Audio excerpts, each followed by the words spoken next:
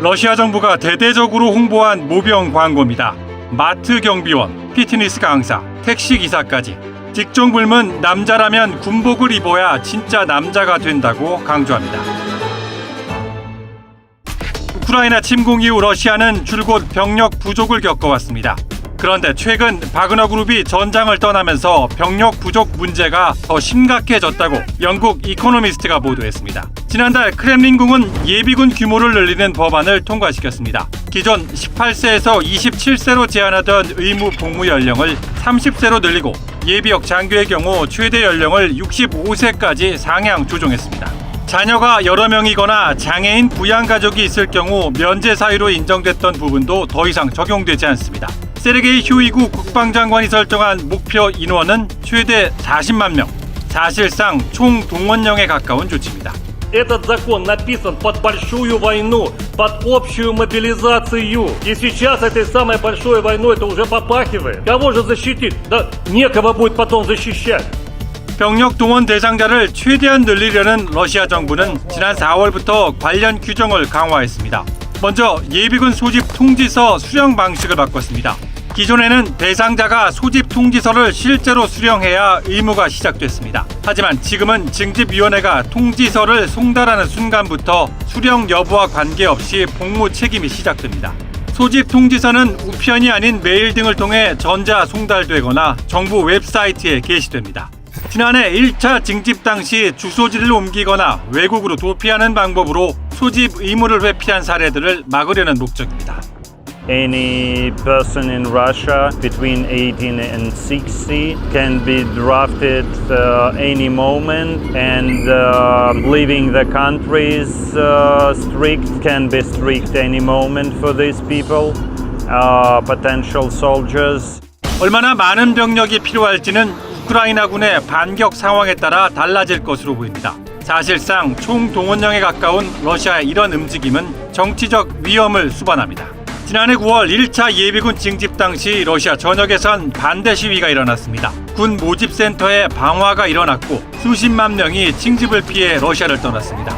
당시 최소 30만 명이 우크라이나 전쟁에 증원됐지만 훈련은 물론 장비도 제대로 갖추지 못해 상당수가 사망하거나 부상을 입었습니다. 푸틴 대통령은 동원은 완전히 끝났다고 발표했지만 추가 징집으로 당시 발표는 거짓말이 돼버렸습니다. 문제는 이렇게 징집된 젊은 군사들이 최전방 격전지로 배치될 가능성이 있다는 점입니다. 구소련 시절 아프가니스탄과 체첸 전쟁을 겪은 러시아에선 징병제로 복무 중인 군인을 최전선에 보내는 게 금기시 되어왔습니다. 하지만 러시아는 징병으로 소집된 러시아 젊은이들과 직업군인 계약을 맺는 방법으로 이런 금기를 피해가고 있습니다. 이와 관련 러시아 인권단체 대표는 직업군인 계약을 맺는 젊은 세대 절반 정도가 위협이나 강압, 거짓말을 통해 계약서에 서명하고 있다고 주장했습니다. 과거 이런 계약은 3개월의 군 복무를 마친 후에만 가능하도록 제한했지만 4월 통과된 푸틴 대통령의 새 법은 이런 제한 규정을 폐지했습니다. 푸틴의 징집 확대 결정에 대해 이코노미스트가 인터뷰한 러시아 정치 전문가는 이렇게 평가했습니다. 전쟁은 푸틴의 유일한 유산이다. 푸틴이 전쟁을 축소하거나 확대할 수는 있지만 전쟁을 끝낼 수는 없다. 우크라이나 전쟁이 1년 반을 넘어선 가운데 러시아군 5만 명, 우크라이나 민간인 9천 명이 사망한 것으로 추산되고 있습니다.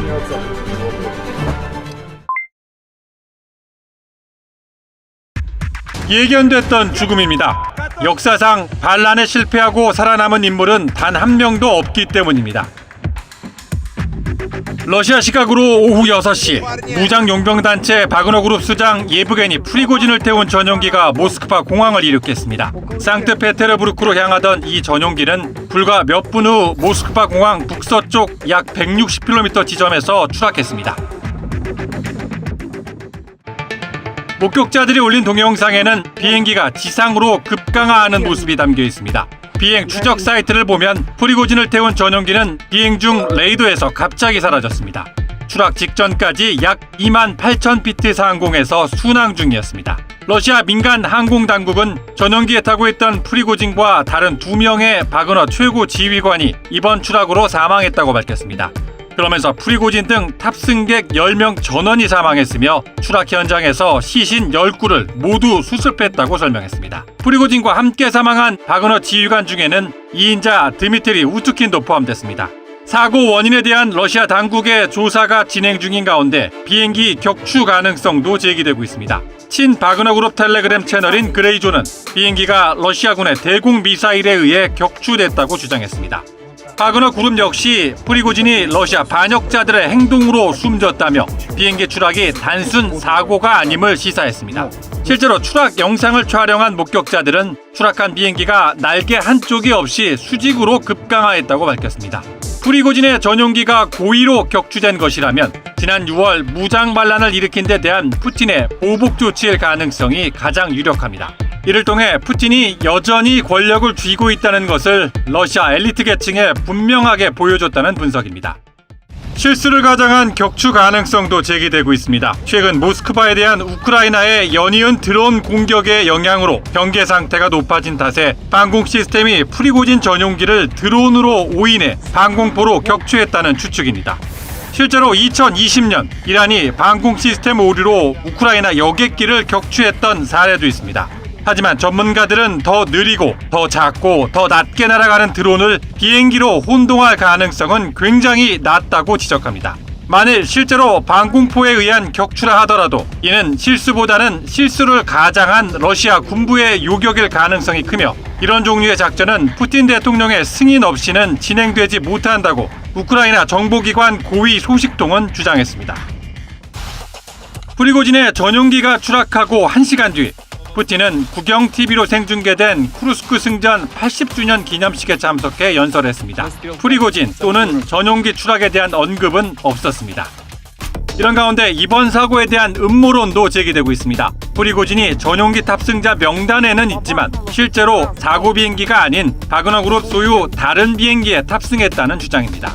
사고 초기 바그너 그룹 텔레그램에서 제기된 주장인데 이후 바그너 그룹은 프리고진의 사망을 공식 발표했습니다. 하지만 일각에선 프리고진의 자작극 가능성에 대한 음모론이 꾸준히 확산하고 있습니다. 항공기 결함과 관련해 브라질 제조업체 엠브라에르는 서방의 제재로 인해 2019년부터 해당 기종에 대한 유지보수 지원을 중단했다고 밝혔습니다. 다만 유지보수 중단이 이번 사고와 관련이 있는지는 불분명합니다.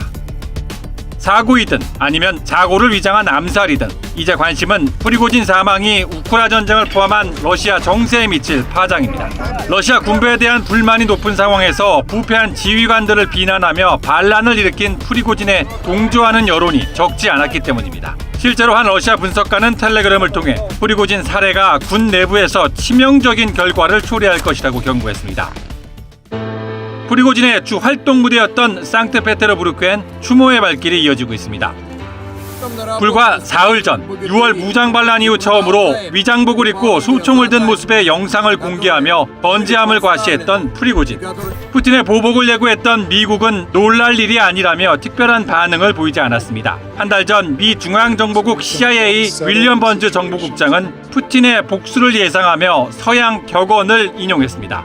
복수는 차가운 접시 위에 놓고 먹을 때 제일 맛있다. 복수할 때 서둘러서 하는 것보다 냉정하게 기다렸다가 적절한 때 하는 것이 더 효과적이라는 의미입니다. 반란을 일으키고도 자유롭게 활보했던 프리고진의 이례적인 행보는 결국 푸틴에게 복수를 위한 기다림의 시간이었던 셈입니다. 지난해 9월 용병기업 바그너 그룹 수장 예브게니 프리고진은 러시아군 최고 영예 중 하나인 러시아 영웅 칭호를 받았습니다. 우크라이나 전쟁에 대한 공로를 인정받은 겁니다. 러시아 영웅 칭호를 받은 사람이 사망하면 장례식에서 러시아군 의장대와 군악대가 포함된 특별 예우를 받습니다. 실제로 지난 6월 프리고진의 무장 반란 전까지 바그너 그룹 전사자 대부분이 영웅 예우를 받으며 장례식을 치렀습니다. 하지만 러시아 정부가 인정한 영웅 프리고진의 장례식은 전혀 다른 모습이었습니다. 소셜미디어에선 프리고진의 장례식을 특별 장례식 작전이라고 조롱했습니다. 시간, 장소 등 장례식 관련 정보가 철저히 통제됐기 때문인데 사람들은 러시아 정부의 개입을 의심합니다. 가족 등 소수를 제외한 일반인의 접근이 차단된 가운데 푸틴 대통령은 참석하지 않았습니다. Присутствие президента не предусматривается конкретно по похоронам. Мы информацией не располагаем. все-таки это 장례식에 관한 정보가 없다던 러시아 정부는 프리고진이 안장된 상트페테르부르크 묘지 주변을 경찰로 둘러쌌습니다. 프리고진 안장식이 열린 건 러시아 시각으로 오후 1시, 관련 보도가 러시아 방송에 나온 건 오후 5시였습니다. Сегодня в Петербурге на Пороховском кладбище похоронен Евгений Пригожин. По желанию семьи и близких родственников церемония была закрытая, без посторонних и присутствия прессы. 프리고진에 대한 푸틴과 러시아 정부의 거리 두기와는 달리 바닥 민심은 영웅으로 예우합니다. 모스크바 붉은 광장과 상트페테르부르크 등에 마련된 임시 분향소엔 추모의 발길이 이어지고 있습니다. 프리고진을 레닌, 스탈린 등 구소련 지도자들에 빗대어 칭송하는 사람들도 나오고 있습니다. 일부 독립 언론인은 누가 케네디를 죽였습니까? 라는 우회적인 질문으로 프리고진 죽음의 배우로 푸틴을 지목했습니다. 러시아 국민들이 프리고진에 여전히 열광하는 주된 이유는 우크라이나 전쟁에서 남긴 안팎의 존재감 때문입니다. 프리고진은 바그너 그룹을 지휘하며 말보다 결과로 보여줬습니다. 바흐무트 점령을 포함해 우크라이나 전쟁의 주요 변곡점에는 대부분 프리고진의 바그너 그룹이 있었습니다. 바그너 그룹의 활약이 계속될수록 러시아 군부의 무능은 더 부각됐습니다. 급기야 프리고진이 직접 나서 러시아 군부를 공개적으로 비판했습니다. Это чьи-то, отцы и чьи-то сыновья. И те, которые не дают нам боеприпасы, будут в аду жрать их потроха, 프리고진의 직설적이고 거침없는 비판은 우크라이나 전쟁의 회의적인 러시아 국민에게 대리만족을 준 것으로 해석됩니다. 다시 프리고진이 러시아 영웅 칭호를 받았던 지난해 9월로 돌아가 보겠습니다. 당시 영국 정보기관은 민간 용병에게 영웅 칭호를 부여한 결정이 러시아 정규군과 와그너 그룹 간 갈등을 키울 것으로 전망했습니다. 러시아군 고위급 지휘관 다수가 우크라이나 전쟁에서 성과를 내지 못해 교체되는 상황에서 영웅 칭호가 부여됐기 때문입니다. 이후 영국 정보기관의 전망대로 바그너 그룹과 러시아 군부의 갈등이 고조됐고 결국 지난 6월 무장 반란으로 이어졌습니다. 어디까지나 결과론적 해석이지만 프리고진에게 영웅 칭호를 부여한 푸틴의 결정이 치명적 나비 효과를 일으켰다고 할 수 있습니다. 프리고진의 장례식에는 1987년 노벨문학상을 받은 구소련의 반체제 인사 이오시프 브로드스키의 사진과 시가 놓였습니다. 십자가에서 죽어가는 예수와 어머니 마리아의 대화를 담은 시는 예수의 이런 표현으로 마무리됩니다. 죽어있든 살아있든 차이가 없소 여인여, 아들이든 신이든 나는 당신의 것이요. 여기서 여인, 즉 어머니 마리아는 조국 러시아로 해석됩니다. 결국 프리고진은 죽었어도 조국 러시아와 영원히 살아있을 것이라는 의지의 표현으로 보입니다.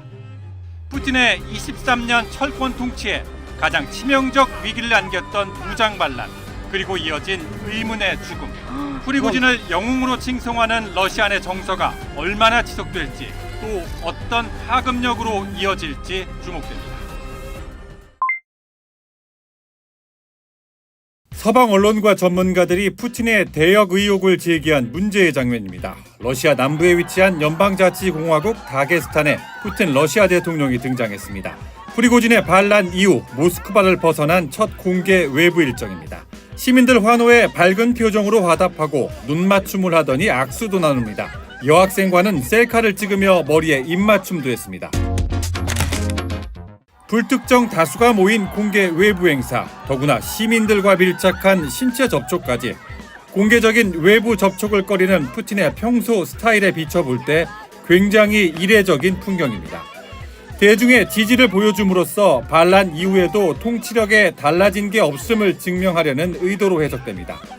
일부 서방 언론과 전문가들은 대중 앞에 나타난 푸틴을 가짜로 의심하고 있습니다. 푸틴이 외부 일정이나 인파가 많이 몰리는 곳을 방문할 때 종종 불거진 대역 논란입니다. 가장 최근 사례는 지난 3월 우크라이나 점령지 마리우폴을 방문했을 때입니다. 우크라이나 내무장관 고문 안톤 게라센코는 각기 다른 날 촬영된 푸틴 대통령의 얼굴 사진 3장을 비교하며 의혹을 제기했습니다. 실제로 푸틴은 2000년대 초 공개 행사용 대역을 제안받았지만 거절했다고 공개한 적이 있습니다. 더구나 코로나 방역 시기 푸틴은 대중 접촉이 전혀 없었습니다. 암살 등에 대한 두려움 탓에 대외 행사를 꺼리는 평소 성격에 코로나19 특수성이 좋은 명분을 더했습니다. 마크롱 프랑스 대통령 등 각국 정상들을 만날 때도 긴 테이블을 사이에 두고 마주보며 거리두기에 각별히 신경 썼습니다. 물론 사람에 따라 다르긴 했습니다. 이랬던 푸틴이 반란 사태 직후 군중 속으로 뛰어들다 보니 대역설을 포함해 다양한 해석이 나오고 있는 겁니다. 전혀 상상할 수 없는 일이다, 이런 표현도 나오고 있습니다. 크렘린궁은 이번 공개 행보와 관련해 거리두기에 대한 조언이 있었지만 푸틴 대통령이 사람들을 외면할 수 없었다고 설명했습니다. 비슷한 맥락에서 러시아 국영TV는 록스타 같은 환영을 받은 푸틴이 반란 여파로 통치력이 약해졌을 것으로 의심하는 서방의 시각을 뒤집었다고 전했습니다. 물론 대역이 아닌 실제 푸틴일 수 있다는 서방 언론의 분석도 있습니다. 대중과 접촉하며 두려워하지 않는 이미지를 대외적으로 보여줘 통치에 필요한 안정성과 충성심을 높이려는 계산된 변화라는 의견입니다. 대역 논란은 옛 소련 시절에도 있었는데 스탈린과 브레즈네프 공산당 서기장이 대표적입니다. 푸틴 대통령이 대역을 사용했든 아니면 좀 더 친근하게 보이려고 행동을 바꾼 것이든 프리고진 반란 이후 불쑥 나온 푸틴의 이례적인 공개 행보는 흔들리는 절대 권력을 지키려는 절박함의 반증일 수 있습니다.